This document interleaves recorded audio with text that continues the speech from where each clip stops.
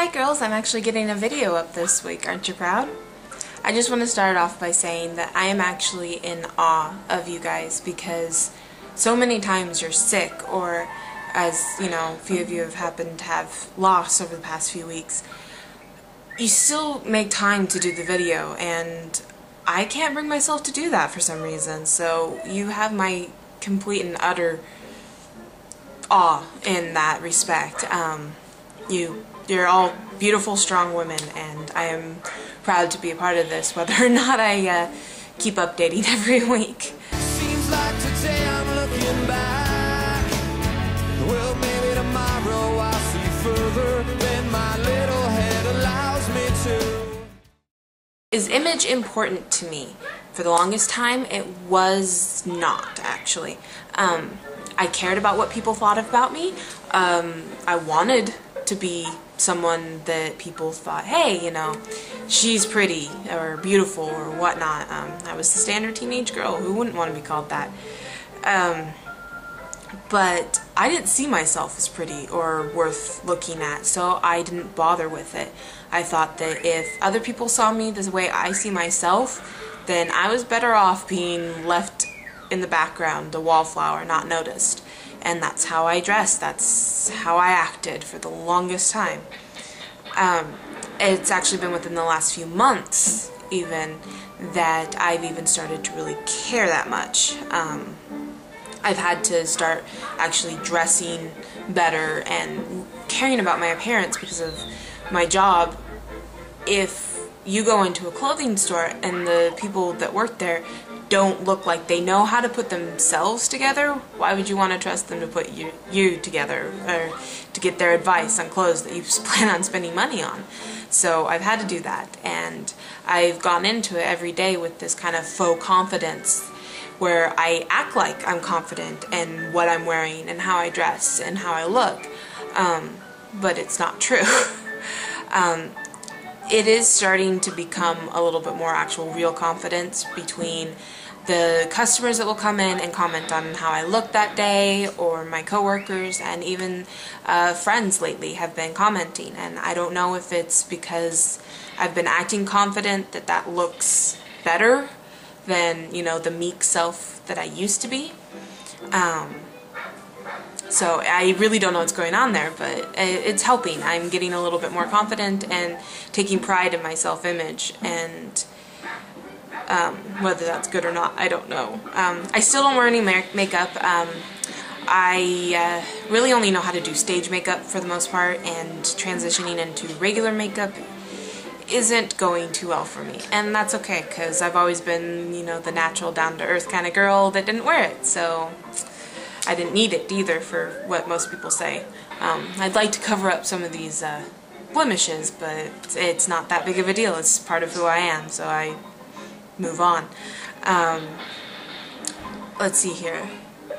Comedians. I like Eddie Izzard, of course, you know, a lot of you do. And I also really like Jeff Dunham. I do consider him a comedian, whether he's a ventriloquist or not. He is a comedian. He also does a little bit of stand-up most of the time right before he brings out the his puppets, I guess is what you call them. And my third on my top three is probably Stephen Lynch. He does most of his comedy through songs, and they're raunchy and horrible, and they make me laugh like crazy, so that's why I like him. Let's see here. As for a talent, if I could sing, oh my gosh, that would be so wonderful. I've always wanted to sing, and I'm horrible at it. We were friends, my family and I were friends with John Brownell for the longest time growing up, and he tried to let me down as easily as he could. But once you've been told by somebody of his caliber that you don't stand a chance in never being able to sing, you kind of don't listen to anybody else, even if they try to say otherwise. So even my daughter, actually, now, I'm pretty sure she's not tone deaf because of the fact that she won't let me sing around her anymore. She just goes, shh, mommy, no. So I don't sing as much anymore. I still sing when I'm by myself. Yes, I'm talking about you. if I could dance again, that would be awesome. But I'm not sure that's really a talent that I need, because I have fun dancing the way I do dance by myself and everything. So, hey, down please. As for adoption, that's something that my parents actually talked about quite a bit when I was growing up, so it was always around as a possibility. They didn't, however, end up adopting, but that's okay. It set me up to want to adopt myself. I've met a lot of people who have been adopted, and I've seen what being pulled from a family that's not healthy in any way and being put into a family that can love them unconditionally, it can make a huge difference. And people that, or children that would have had a hard childhood and a hard adult life, have been given these new opportunities to reinvest themselves and become great people. And so that's one of the things that I really like to see happen. As for the more kind of back to my faith aspect, the pastor at my church that I was going to in Lewiston had adopted a little boy overseas right before we moved, and he explained adoption in such a way that stuck with me ever since, that when you put your faith in God and trust Him and bring Him into your life, He brings you into His family. He adopts you with all your sins, all your problems, and all your mistakes, and He loves you unconditionally through all your continued mistakes and your screw-ups that you do throughout the rest of your life. He loves you, and He welcomes you in. And to take that kind of role model or situation or whatever and apply it to children that don't have families right now, and adopt them into your family and show them all the love and support that you possibly can for that child, to give them the best opportunity at a life that they wouldn't have been able to have, is just amazing. And I would love to be a part of helping at least one child know what it's like to have a loving family. So many kids these days don't have that. The foster parents in the system, there are a lot of really good ones, don't get me wrong, but there are also a lot of really bad ones that abuse their kids, or their foster kids, and they're part of the problem. The system is flawed, but if I could be a part of the solution, like I said, even with just one kid, to me that would mean the world, and it would mean the world to that one child. So I'm all for even adopting a kid who's older, because they're the ones that don't get adopted out as much. The infants, you know, people want kind of a clean slate per se on their personalities and what they've had to grow up and live through. So that is something that I would absolutely love to do, and I just pray and hope that if that's something that God wants us to do, that we'll have the money and the ability to do it. As for comfy clothes, I wear them constantly. I get home from work and that's the first thing I go do, is go put on comfy clothes, because with riding my bike, I come home and I'm sweaty, or being over here now, it's raining all the time, it seems like, so I'm soaked. And I throw on usually this sweatshirt. It's my Vandals sweatshirt that I've had 5 years now. Steph got it for me right after we moved to Moscow, and it's seen me through bad days, good days, pregnancy, all sorts of things. So it's really worn in, and I love it, love it, love it. I need new lounge pants though, because I wear those out like crazy. But yeah, so I love my comfy clothes. I love my sweatshirt, and I am in it most of the time. If anybody watches like my daily boosts lately, I'm always seem to be in it. How do I deal with grief? I have been fortunate, so incredibly blessed, that I have not had to really deal with true grief before. I haven't had to lose somebody extremely close to me. Most of the deaths that I've been around have kind of been distant enough that I haven't had to deal with it. Even my pets, it's a thing of my 2 dogs that passed away were both really old and were getting there, and they went peacefully. They went off to into the woods to die by themselves, so I didn't have to find them. I didn't have to really deal with it. It was just a thing, and they were no longer there, and I took comfort in knowing that they had moved on.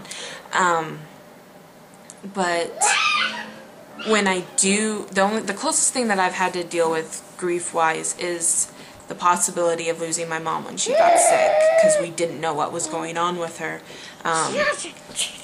And that really scared me, and I started mentally preparing myself, and in that way I thought I was fortunate in a way, because I could try to prepare myself for it, but at the same time it made me have to think about something that ended up not being an issue, at least right then, because I know someday I'll, lose her. But the way I dealt with that, though, was through writing. Like Jamie said with her journaling, anytime I'm feeling overwhelmed or stressed or emotional, I always write it down. Even if I don't show anybody at all, I can look at it and go, this is where I am, this is what I need to get past, and move on with it. And it really does help, at least me, anyways. As for, like Tara was saying, that being the strong one, I have had to do that for other people's grief before, and I have a feeling that when I lose someone close to me, it'll, of course there'll be someone close to others around me, like my sister, my, other family members and things. I tend to be the strong one, the one that kind of goes, okay, I am going to take care of everything. I am going to do this, this, and this. I'm going to plan everything out. You go and deal and grieve how you need to, and don't worry about it. I'll make sure everything gets done. Now, as for when I would have time to grieve, I'm not sure, because I tend to push my own feelings aside. I very much like to and prefer to take care of other people than think about myself. I'm kind of selfish in that way, oddly, that's how I get pleasure, and I feel good about myself when I'm helping others. So that's that. As an update for life right now, hopefully, if everything works out, because we're still kind of crazy up in the air, next Friday and Saturday we will actually be in Kellogg, Idaho, to celebrate my brother's wedding, and that'll be fun. We'll get to see lots of family and get to see him again, because we haven't gotten to see him in just like maybe like 2 years. So that'll be nifty. Can you take it to the kitchen? I'll get it to you in a second. So that'll be fun. As for Halloween, because Jamie asked about whether or not I think it was Jamie. Yeah, Jamie asked about whether or not what we're doing and what we're dressing up as if we do something.